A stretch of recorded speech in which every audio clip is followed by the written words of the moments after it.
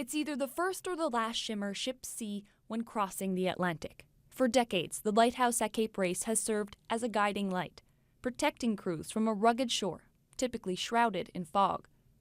According to the heritage group that runs the Cape Race Interpretation Center, at least 94 ships were lost off the coast before the lighthouse was constructed.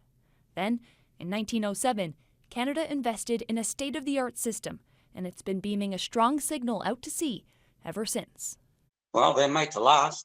The engineering back in those days is just superb. It's not like today where everything is economical.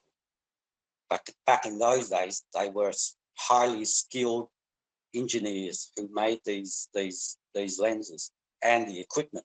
Newen says when hyperradial Fresnel lenses were invented, there was nothing else like them. They were incredibly advanced. This undated photo shows the sheer size of the lighting system. It's gigantic, but its intricacy and strength is arguably even more impressive than its height.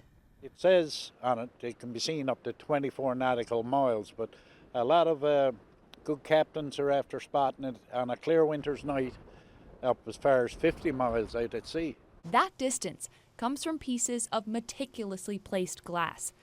There's just one small light source inside, but the lens surrounding it works like an enormous magnifying glass. As it rotates around the bulb, light is picked up and pushed out, flashing once every 7.5 seconds to let sailors know they're nearing Cape Race.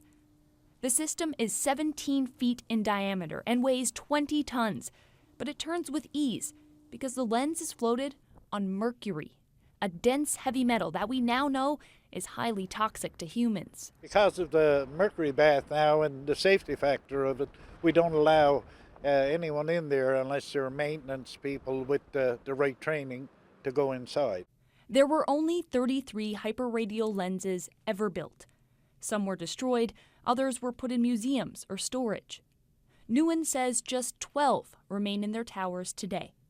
One at Cape Race, the others in Hawaii, Pakistan, Scotland, Ireland, Brazil, Portugal, and the Faroe Islands.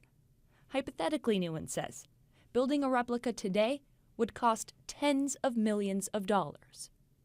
You can't replace it today.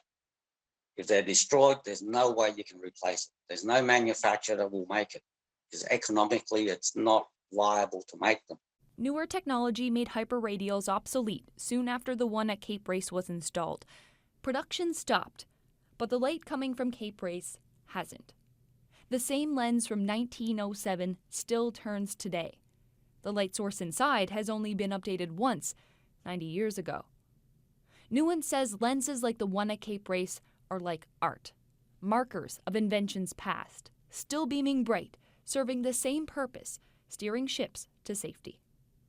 And to have one still running today is just very precious. Hopefully it'll work perfect for another 100 years. Katie Breen, CBC News, Cape Race.